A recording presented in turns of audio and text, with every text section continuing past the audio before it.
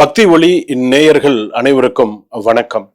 அடுத்ததாக நாம் இந்த பதிவுல பார்க்கக்கூடியது திருவோண நட்சத்திரம் என்று சொல்லக்கூடிய சிரவண நட்சத்திரம். சரி, 27 நட்சத்திரத்துல இந்த திருவோண நட்சத்திரம், திருவாதிரை நட்சத்திரம், ஏன் இந்த ரெண்டு நட்சத்திரத்துக்கு மட்டும் மித்த எல்லாத்துக்கும் திருன்னு வர வேண்டியது?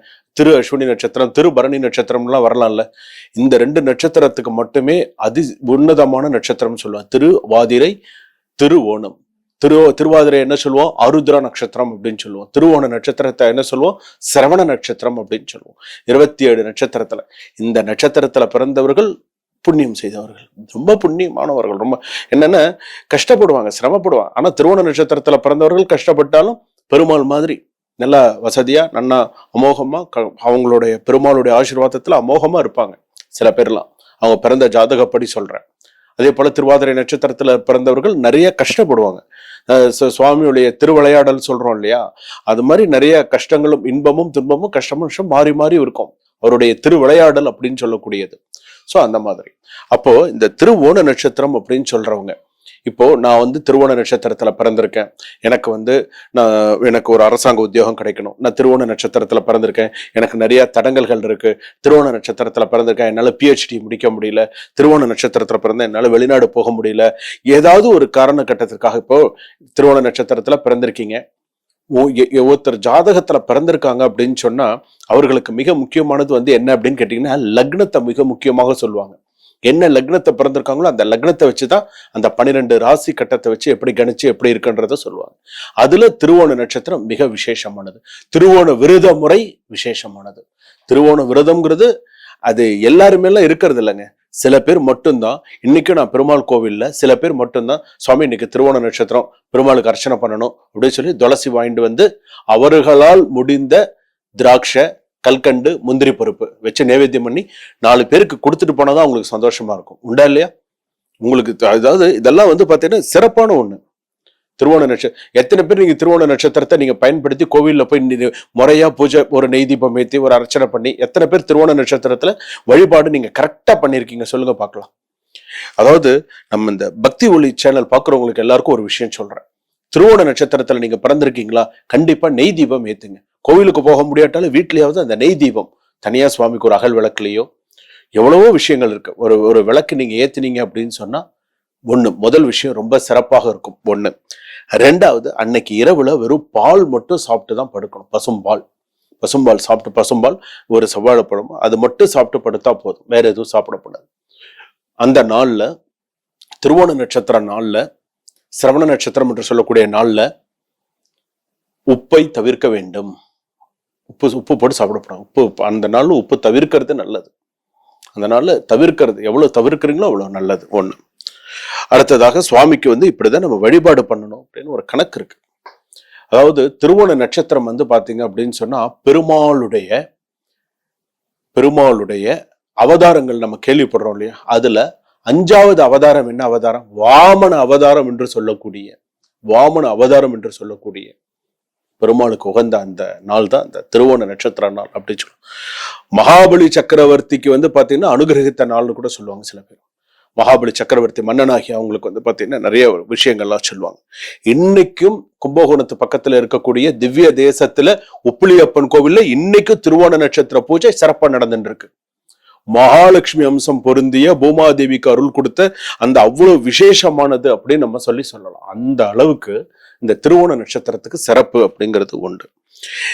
இதுலயே நீங்க ஓணம் பண்டிகை கொண்டாடுறாங்களே, உங்களுக்கு தெரியும் இல்லையா? ஓணம் பண்டிகை கொண்டாடுறாங்களே, ஓணம் பண்டிகை கொண்டாடுறாங்களே. எப்படி கொண்டாடுறாங்க? எல்லா இடத்துலயும் எவ்வளவு சிறப்பா ஓணம் பண்டிகை கொண்டாடுறாங்க. அந்த ஒரு விஷயம் அப்படிங்கிறது மிக சிறப்பான ஒன்று, ஞாபகம் வச்சுக்கோங்க. அடுத்ததாக இந்த வாமன அவதாரம் எடுத்து அடுத்ததாக திருவிக்கிரம கோலமாகும். அடுத்ததாக காமிச்சது திருவிக்கிரம கோலம் அப்படின்னு சொல்லுவாங்க. சுவாமியுடைய கோலத்திலேயே ரொம்ப விசேஷமான ஒன்று அப்படின்னு சொல்லுவாங்க. போற்றத்தக்க ஒரு நட்சத்திரம் அப்படின்னு சொன்னா இந்த திருவோண நட்சத்திரம். சரிங்க, நான் திருவோண நட்சத்திரத்துல பிறந்திருக்கேன், நான் இப்படிதான் வழிபாடு பண்ணணுமா அப்படின்னு கேட்டா ஆமா, இப்படிதான் வழிபாடு பண்ணணும். பெருமாள் கோவிலுக்கு நீங்க கண்டிப்பா போகணும். இதுலயும் இன்னொரு விஷயம் வச்சுக்கோங்க, ஏகாதசி திதியும் திருவோண நட்சத்திரமும் ஒன்னா வந்தா மிஸ் பண்ணிடாதீங்க. இப்ப நீங்க ஏகாதசி திதியில பிறந்திருக்கீங்க, திருவோண நட்சத்திரத்துல பிறக்கலன்னு சொன்னாலும் கவலைப்படாதீங்க. திருவோண நட்சத்திரத்துல நான் பிறந்தேன், எனக்கு வேற திதின்னு சொன்னாலும் நீங்க கவலைப்படாதீங்க. இது ரெண்டு சேர்ந்து வந்ததுன்னு சொன்னா அந்த நாளை மிஸ் பண்ணிடாதீங்க. பெருமாளை வழிபாடு பண்றது அவ்வளவு சிறப்பான ஒன்று. பெருமாள் பாத்தீங்கன்னா அலங்கார பிரியர்.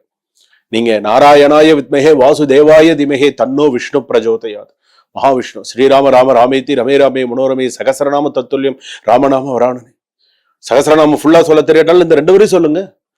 அப்ப அந்த திருவோண நட்சத்திர சிரவண நட்சத்திரத்தன்னைக்கு யாரெல்லாம் விஷ்ணு சகசரநாம பாராயணம் பண்றீங்க, நமக்கு பாராயணம் பண்ணணும்ன்ற அவசியம். அதாவது உங்களுக்கு சொல்ல வரலன்னாலும் பரவாயில்ல, ஒரு செட்ல போட்டு ஒரு டிவில போட்டு காதால கேட்கலாமே. சுக்லாம் பரதரம் விஷ்ணும் சசி வர்ணம் சதுர்புஷம்ல ஆரம்பிச்சதுன்னு அந்த கடைசியில காயன வாச்சால முடியுமே, அமோகமா இருக்குமே. எத்தனை பேர் இந்த விஷ்ணு சஹஸ்ரநாமம் இந்த சிரவண நட்சத்திரம் அன்னைக்கு கேட்டிருக்கீங்க. அதுதான் அதுல விசேஷமானது. அதுதான் அதுல இன்னும் விசேஷமானது. அதெல்லாம் நம்ம கேட்கணும், நம்ம சொல்லணும். நமக்கு நேரம் கிடைக்கும் போதெல்லாம் அதெல்லாம் நம்ம சொல்லணும். நான் இதை தான் செய்வேன், இப்படிதான் பண்ணுவேன்லாம் இருக்கு. ஒவ்வொரு நாளும் ஒவ்வொரு விசேஷத்தை தரக்கூடியது, ஒவ்வொரு எல்லா விஷயமும் கொடுக்கக்கூடியது. அப்ப இந்த திருவோண நட்சத்திரத்துல பிறந்தவர்கள் இன்னைக்கு நான் சிரமப்படுறேன், இன்னைக்கு ஒரு சில விஷயங்களுக்கு நான் கொஞ்சம் எனக்கு ஸ்ட்ரெஸ்ஸா இருக்கு. திருவோண நட்சத்திரத்துல பிறந்தவர்கள் எல்லாருக்குமே இந்த பெருமாளுடைய அனுகிரகம்ங்கிறது தனி. சில பேர் பாத்தீங்கன்னா குழந்தையில திருவோண நட்சத்திரத்துல பிறந்த குழந்தைகள் பாத்தீங்கன்னா 10 வயசு வரைக்கும் கிருஷ்ணனை வச்சுன்னு விளையாடுவாங்க. பாத்திருக்கீங்களா? கிருஷ்ணனை வச்சு கையில வச்சுன்னு குழந்தையா கையில வச்சுன்னு விளையாடுவாங்க. இதுல நான் இன்னொரு விஷயம் கூட சொல்றேன். எனக்கு தெரிஞ்சு என்னுடைய கடைசி தங்கை திருவோண நட்சத்திரம் மகர ராசி. எனக்கு தெரிஞ்சு ஒரு சின்ன வெங்கல கிருஷ்ணனை கையில வச்சு, எனக்கு தெரிஞ்சு அவ 10 வயசு வரைக்கும் அந்த கிருஷ்ணனை விட மாட்டா, கையிலேயே தான் வச்சுருந்தோம். ஏமா இதையே கையிலேயே வச்சுட்டு இருக்க அப்படின்னு கூட எல்லாரும் கேட்பாங்க. அந்த அளவுக்கு அதுக்கு அது எதனால வச்சிருந்தான்னு தெரியாது. ஆனா இன்னைக்கும் அந்த வழிபாடுங்கிறது பண்ணிட்டு தான் இருக்கேன். இன்னைக்கும் இப்போ வீடு இது பண்ணும்போது உள்ள போன உடனே ராமர் பட்டாபிஷேகம் தான். நான் ஆச்சரியப்பட்டு போயிட்டேன். உள்ள போன உடனே ராமர் பட்டாபிஷேகம் அமோகமா இருக்கு. எதுக்கு சொல்றேன்னு, இந்த மாதிரி நம்ம வழிபாடுகள், இந்த மாதிரியான சில விஷயங்கள்லாம் நம்ம சுவாமிக்கு எந்த அளவுக்கு நீங்க பெருமாள் கிட்ட நீங்க போறீங்களோ அந்த அளவுக்கு ரொம்ப விசேஷமானது. நான் இன்னொன்னு ஒரு சின்னதா ஷார்ட்டா ஒரு விஷயம் சொல்லித்தரேன். பெருமாள் சம்பந்தப்பட்ட ஒரே ஒரு விஷயம் சொல்லித்தரேன், நல்லா ஞாபகம் வச்சுக்கோங்க. பெருமாள் கோயிலுக்கு போனீங்கன்னு இந்த திருவோண நட்சத்திரம், ஏகாதசி திதி, இந்த மாதிரி நாள்ல எல்லாம் நீங்க போறீங்களே, நேரா கோவிலுக்கு போங்க. பெருமாள் கிட்ட போய் நின்றுண்டு கேசவா, நாராயணா, மாதவா, கோவிந்தா, விஷ்ணு, மதுசூதனா, திருவிக்ரமா, வாமனா, ஸ்ரீதரா, ரிஷிகேஷா, பத்மநாபா, தாமோதரா, போதும். இது போதும், வேற எதுவுமே வேண்டாம்.